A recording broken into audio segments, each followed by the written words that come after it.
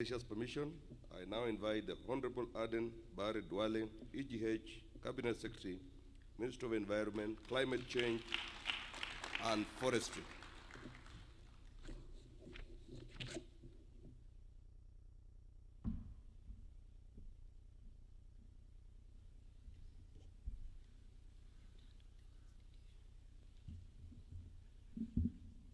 I,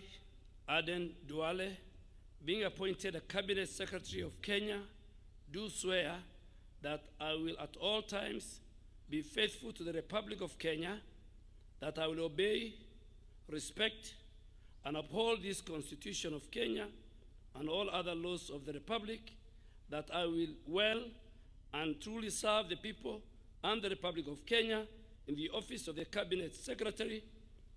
that I undertake to hold my office as Cabinet Secretary with honor and dignity, that I will be a true and faithful counselor to the President for the good management of the public affairs of the Republic of Kenya, and that I will not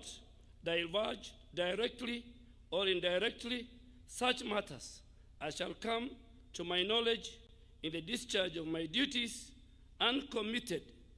to my secrecy, except as may be required for the due discharge of my duties as Cabinet Secretary, and that I will perform the functions of my office conscientiously and to the best of my ability. So help me God.